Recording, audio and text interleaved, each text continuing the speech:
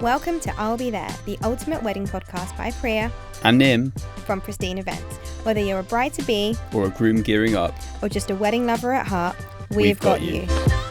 Welcome back to another episode of I'll Be There. I'm Nim. I'm Priya. And today we're going to be talking about AV, audio-visual. Exciting stuff. Exciting, but before we go on, let's check in with each other. Priya, Yeah. How are you after this busy wedding season?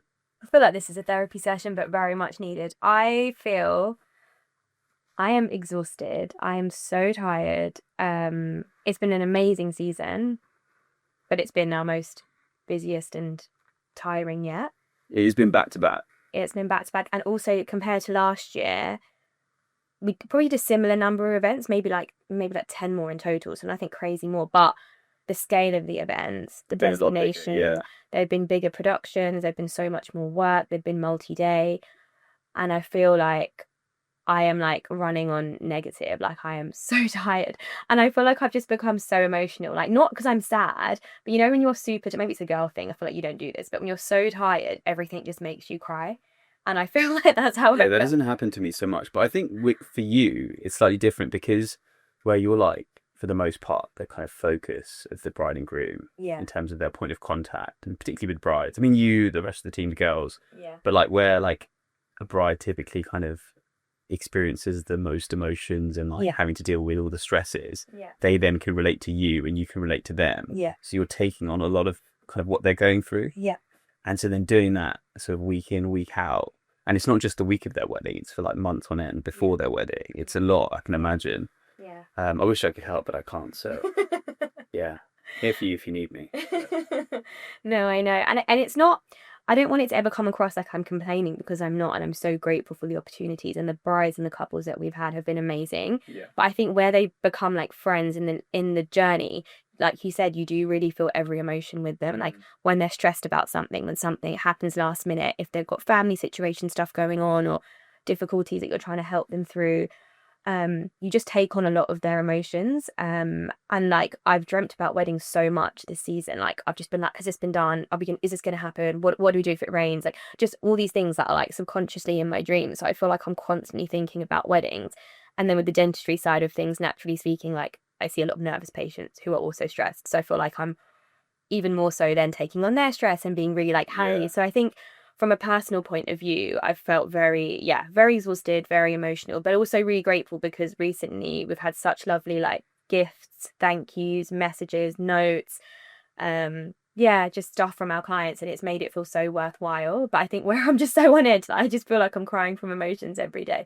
So we have one really big wedding left, and then I'm off. Well, I say I'm off, but I'm not doing any events till February. So I think that'll be a good time for me to recharge. And also more importantly, I think to reflect, because you always say this to me, I don't really stop. Like I feel like I haven't had a chance to stop and the kind of scale of weddings that we've been doing, because it's been one wedding finish and the next one, like we then the next day start for the next wedding coming up. Yeah, I think that's what you're quite good at. So where we're going from wedding to wedding to wedding, you give couples, and I think we give couples everything to make them feel like, you know, for us, this is also the wedding of the year and our sole focus, but then immediately the next day we have to give that to another couple and then another couple, and it's quite difficult to do that back to back. And on your point of reflection, it's then difficult to kind of reflect, because first of all, everything kind of merges into one, and then you're just a bit like, oh, that was just like a really busy period and we did loads of stuff. But then you try and think about those moments and those things that we've achieved, that the good couple have seen and been so happy with, but actually it's all kind of disappeared really quickly. It's been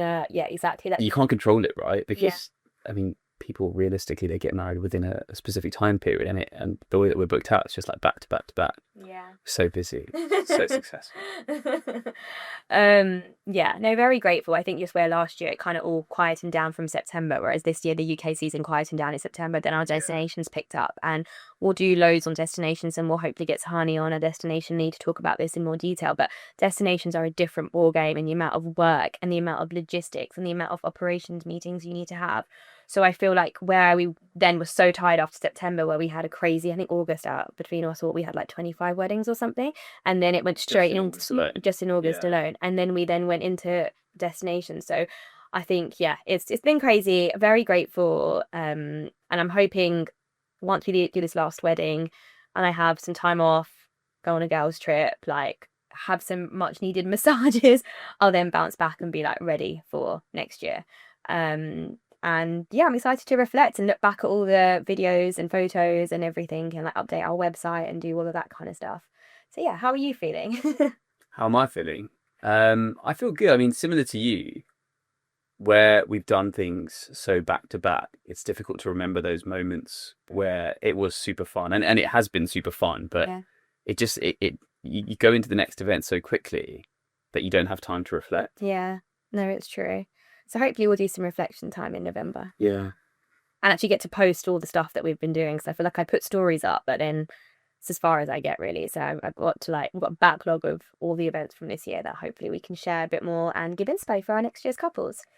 So Nim and I on today's episode, guys, we've been listening to our previous episodes. Thank you guys for the love on them. But they sound like lecture series, like a lecture series that you've downloaded about like how to organize a wedding. It's giving like, it reminds me of like my BDS1 lectures where they just like pick up. No one knows what BDS. Sorry, my dental school year one dental school lectures where like they just have a topic and they just talk about it for the whole time. So we're gonna try and make it less lecture like, even though I know all this stuff's really helpful for you, but hopefully we're gonna make it a little bit less formal.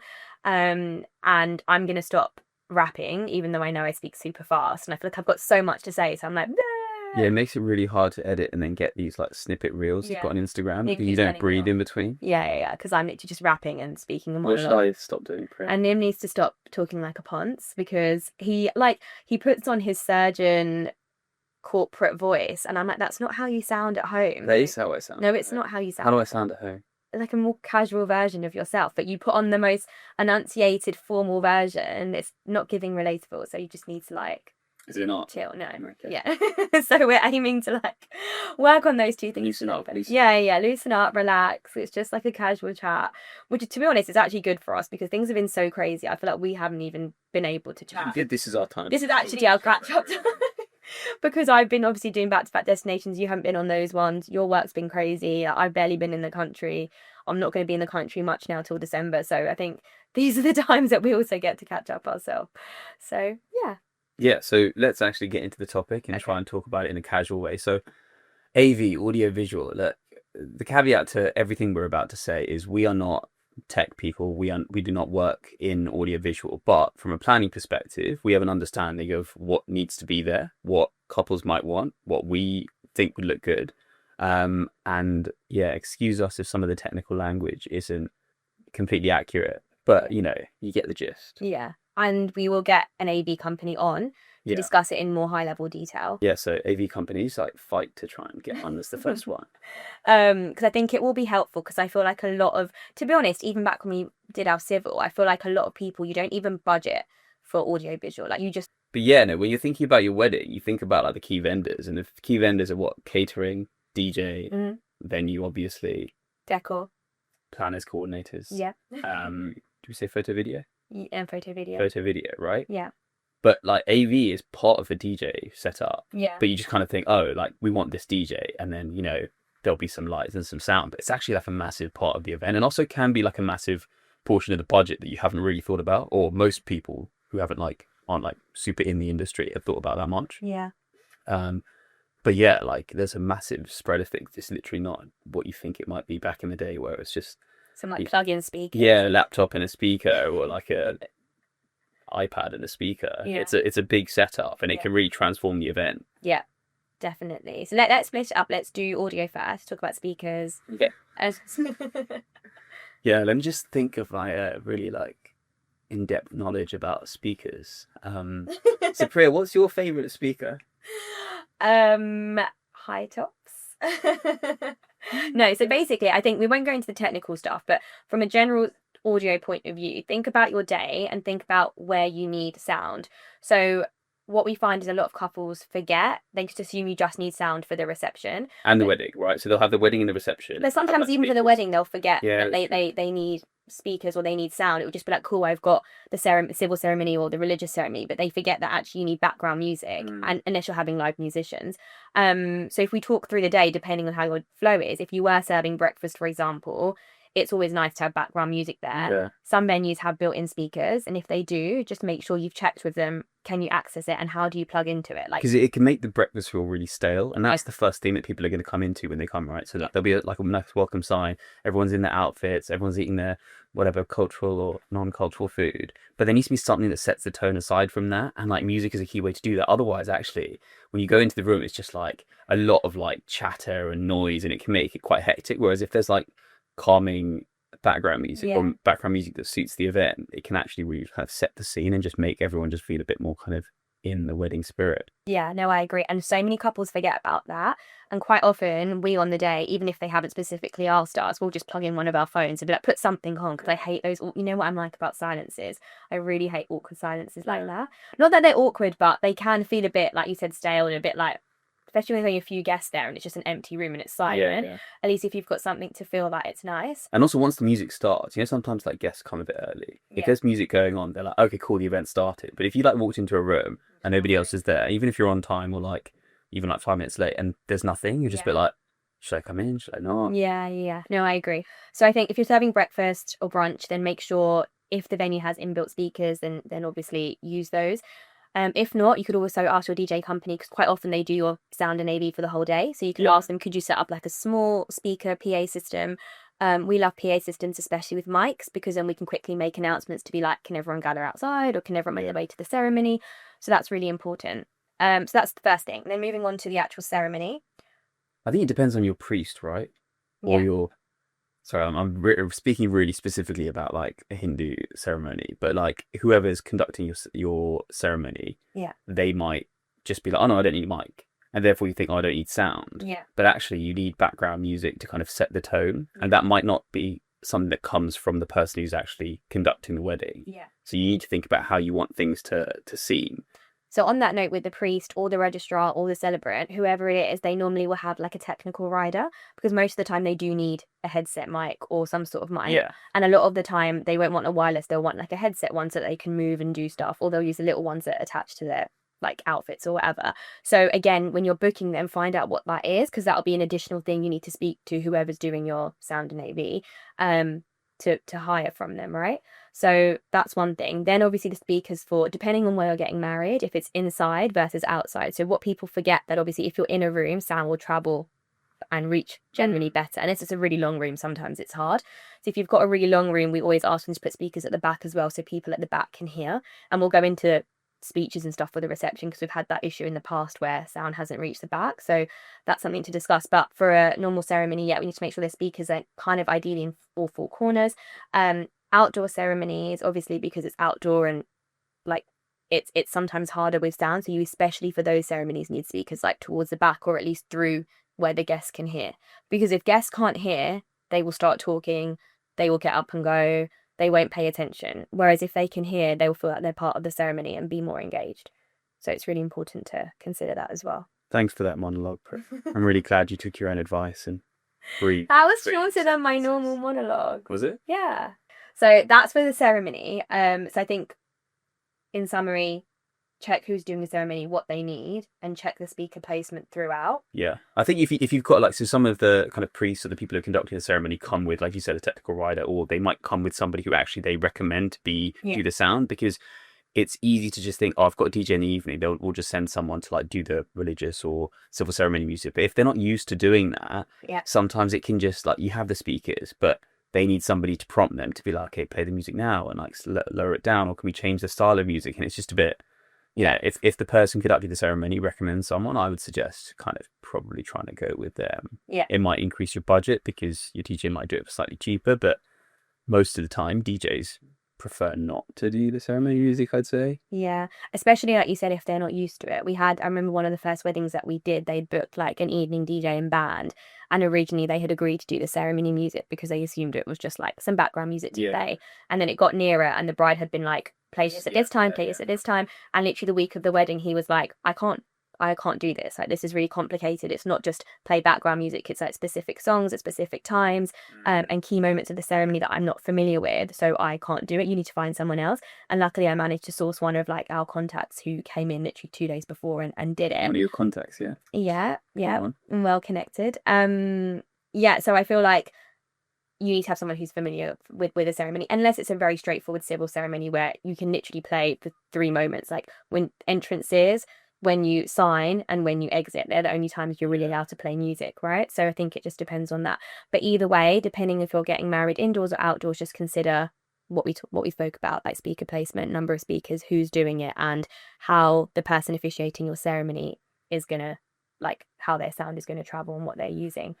Then we can move on to like lunch, if you're serving lunch. I mean, just sorry, on this point, can you just like give me some time to speak? So between these different events, right, like more often than not is the case that you'll have breakfast, then you'll go to your religious or civil ceremony, and you'll come back for another meal afterwards, right? You may not have the breakfast, but you'll kind of be moving room to room. People always think, oh, I've got the speakers, that we can just move those speakers to the next room. Yeah. Like, why can't those speakers be used because the ceremony's finished? But the amount of time it takes to move those things, the guests are moving and they'll get to the next place first. So you have to have multiple setups more often than not. And sometimes people don't think about the music, like for breakfast and lunch. And then maybe the week of the wedding, the number of times this has happened where they're like, oh, can you just like play something in the background? And we're like, what are we playing that on? Oh, like just ask the venue if there's a speaker. No. The week of the wedding, you can't just be like, oh, I want sound to come from somewhere. Like that needs to have been something that's discussed. Yeah, agree. And even like with that, we normally ask our couples, like, if you want us to play Spotify playlists, we need to have it in advance. You download it in advance, because you can't assume the venue has Wi-Fi. A lot of these venues either have really poor Wi-Fi or they're in the arse end of nowhere and like there's no like data. Yeah. So like there's this awkward thing where we're like toggling like personal hotspotting from our phones and like trying to download this playlist, and then sometimes we just have to play a playlist that we already have. Yeah. Which is such a faff. And like the connections, they'll be like, oh, my cousin Jay is bringing, I don't know why I said Jay, my cousin whatever, someone is like bringing his iPad, he'll give it to you. He's not bringing the iPad, he's forgot to download it, he's relying on the Wi-Fi, he's got the old iPad connection and it's not going to connect with the new. Like the number of times this has happened is ridiculous. And you say the same thing every time, and you're like, look, can you just send us the playlist and we'll do it? Or you bring an iPad, tell me what connection it is, we'll check with the venue. But then when it comes down to it, it's just like on the morning, they're just like, oh, can you just play some music? Yeah. And luckily we have, like, from our first few weddings, like some of the existing like Spotify playlists. Yeah, so I feel like that happens all the time, no matter how much we tell them, but at least we've got something as a backup. I think another thing is, like you said, where it can't be moved, it also doesn't look professional if we're just or like the AV team are just picking up these speakers and like weaving through people and stuff. To try and set up, and then there's still going to be a gap when they are setting up, sound checking, and then playing. So just have multiple setups. We had to do that. Do you remember when we were in a board wedding? I don't want to say where it was, but it will narrow it down. And it was outside, it was raining, there was like one set of speakers, and like there's like 2 staircases, one for the guests and like one like backup supply route, and I'm like unplugging the speakers and running up the stairs trying to get there before the guests do. It's just tragic. We need to do an episode on that wedding, because that wedding stopped us from ever doing just on the day coordination at destinations ever again. And we really saved that wedding. Like, God knows what would have happened if we weren't there. So I think it'd be a really interesting thing to talk about. Obviously. I don't know if we can talk about that, because like I said before, I don't want couples to think that like when something bad happens, we talk about it on this podcast. I think maybe we should write a memoir. We are going to, when we finish Pristine Events, whenever that is, we're going to do Confessions of a Wedding Planner. Where are you going? Where are we going? We're here forever, guys. Let's just write it anonymously. Okay, fine. Well, now I've got to change the title because I've just said it. What did you say? What was it called? Confessions of a Wedding Planner. Yeah, we'll think of something else. Okay, fine. Yeah. But anyway, that was you lugging that speaker in the rain, trying to get there before guests, was just an example of why you need multiple setups. So we talked about lunch. Again, if you don't want music there, it's not that deep. It's just a nice touch, like we mentioned. Yeah. And then if we're continuing the flow of a day, if we then think about a drinks reception. Yeah. So drinks reception, like I'm going to take hold of this. So most of the time, I think most people in their drinks reception, they'll get some form of entertainment, right? Mm-hmm. So they might get like a singer, they might get a pianist. But what you need to remember is that like they often play in small sets. So say you've got an hour and a half drinks reception, they might play 20-minute sets. So what is happening in between those times? And sometimes it might be the singer or the pianist or the saxophonist who might have a speaker system, but then they might just be like, I don't know, the DJ will play music. Yeah. That's something you really need to clarify, because breakfast and lunch, we said that you need to have music. It's not like that essential, but like a drinks reception without music sets a really odd tone. Agree. And especially when like people have started to drink, it's just like loads of noise in a room or outside. Yeah. So yeah, really kind of think about if you are having entertainment, what's happening when the entertainment themselves aren't playing. Yeah. And like you said, check that with them and say, when you're having your breaks, can you just plug in something? Yeah. If not, then obviously ask your DJ too. And also they will have requirements of what they need in terms of speaker connection, how many speakers and stuff like that your AV team are providing, unless they're bringing it themselves. But it's quite rare. Normally they plug into whatever sound system you've got. So again, ask them that and make sure your AV company are providing it.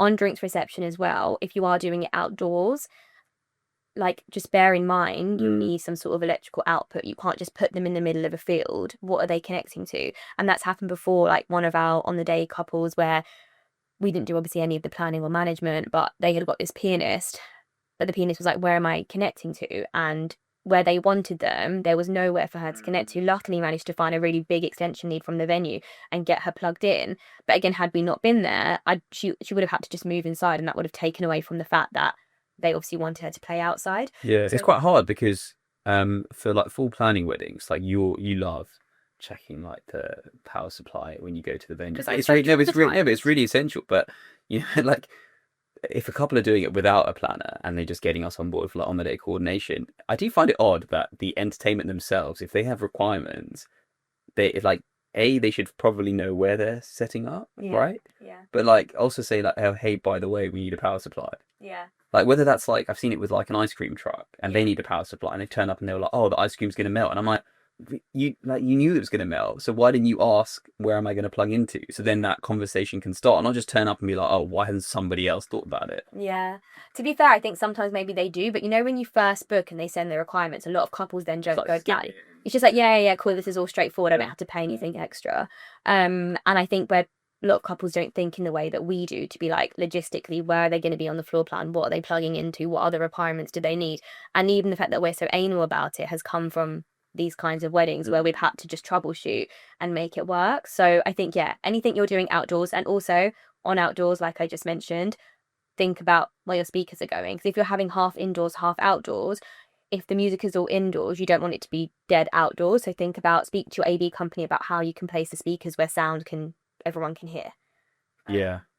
I think. It's quite hard though. Like, I mean, I'm slightly going off on a tangent, but you know, where like there's those venues where there's like an indoor area and they open the doors, and you want the guests to flow outside. Yeah. It's sometimes quite difficult to predict where the guests are going to flow. Yeah. And so, like, even positioning of the entertainment, like I've been there when they're like the entertainment, like the pianist, whoever comes, they're like, oh, where do you want me to set up? Should I set up here? I'm like, it's not that deep, but also it's a bit like, like, do I set them up outside so then the guests then flow outside to kind of make sure that everyone's utilizing the space? Or do I think, you know what, it's a little bit cold. Like I've seen from earlier in the day, the crowd aren't the kind of people who are going to like explore. They're kind of just going to stay where they are and wait till the next event. It's a big decision that sometimes we have to make.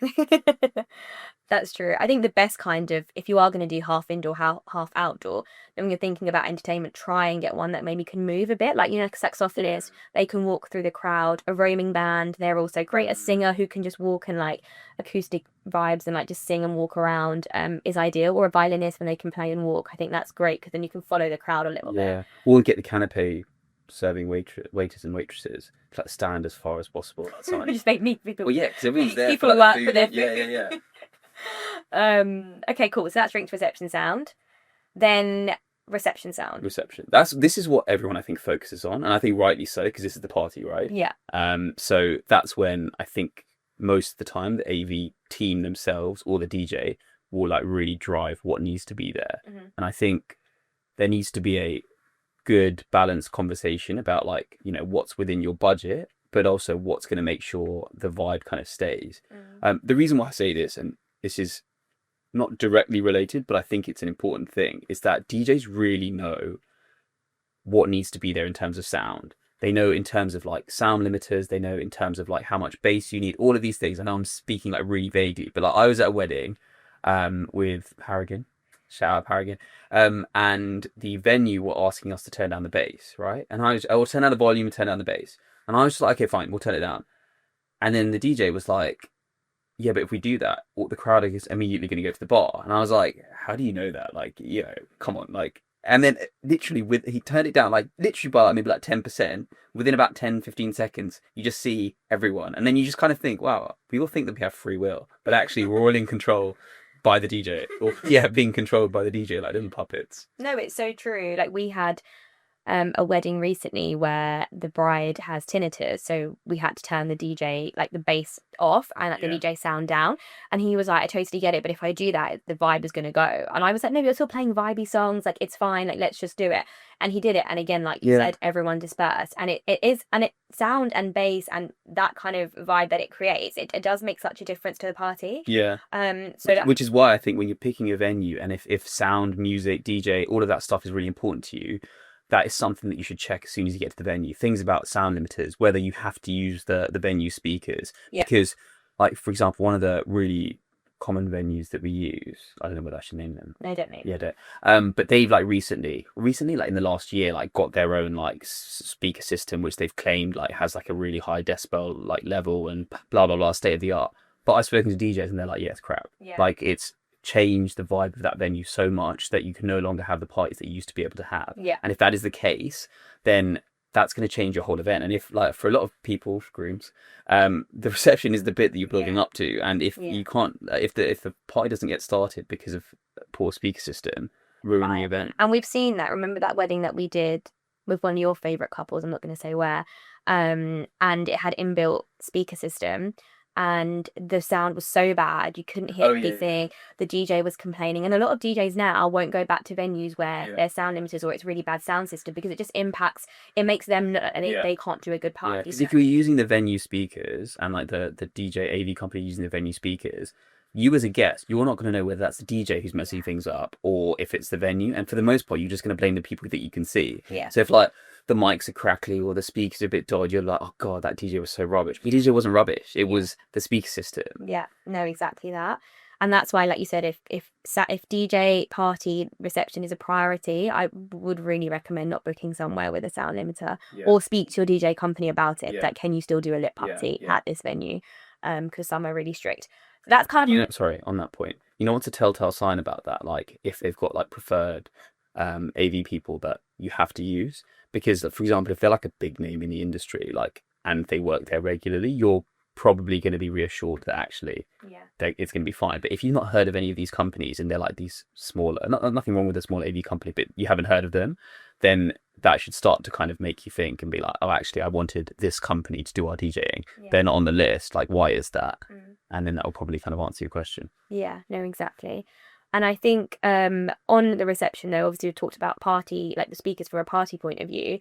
Also, it's really important to think about speakers from, like, a hosting, mic, speeches point of view, because we've done a few weddings where either the speaker placement or it's an inbuilt system that's really crap and guests can't hear, especially if you've got, like, a layout where we did one recently at the Landmark, and when you've got long halls, even like Q, to be honest, Q normally, most people at Q will do it. We did it differently. We did it like dance floor in the middle, us in the middle, and tables on each side. But typically at Q, they do like the long room, so like everyone's at the front, and then it's a really long room, so the people at the back both can't see anything and can't hear anything. So if you haven't got a great speaker system, you're basically just like, you might as well be in a different room. Yeah, and we've had that issue like at the Landmark recently where just people were doing speeches, but because other people were so far at the back and they couldn't hear, they were just talking through it so loudly, and it pissed me off. Like, and we're quite savage. Like, I think it's so rude when people speak through speeches. Like, I will literally go up and shush people. I have no shame, because I'm like, these people have worked hard to write down like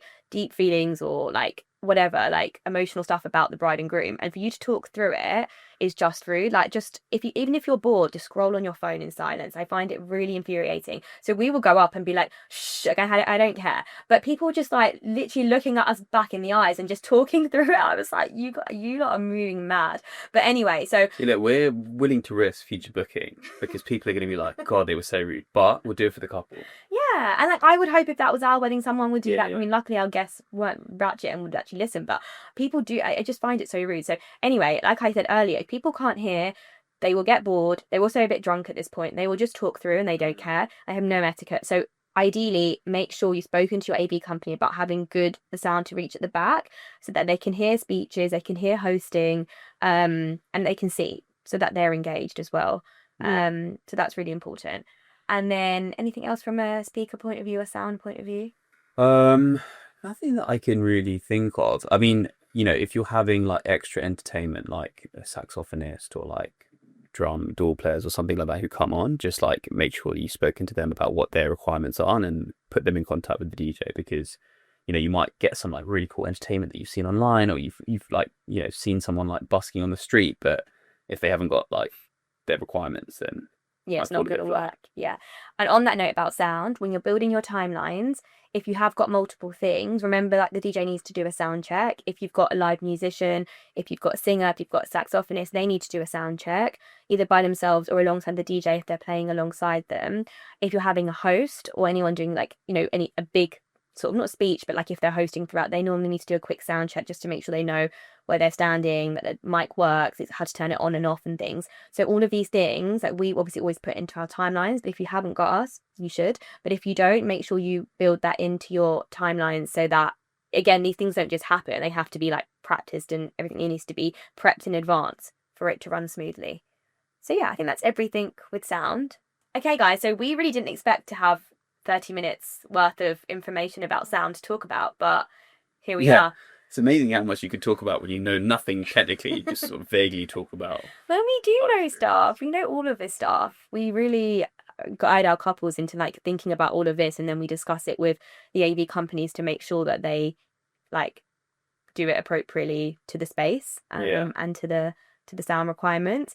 So hopefully that was useful. Hopefully gave you some food for thought on sound. We'll do, I guess, the next episode on lighting, which will be just as exciting. But genuinely speaking, I really... People are like on the edge of their seat waiting to hear about lighting. I know lighting sounds boring, guys, but I cannot explain to you. It can completely transform your venue and your decor, and it can completely elevate your event. Like, I genuinely mean that. I never got it before, but now you have to invest in sick lighting, and it will transform your event. So please do not underestimate how important lighting is. Sick lighting.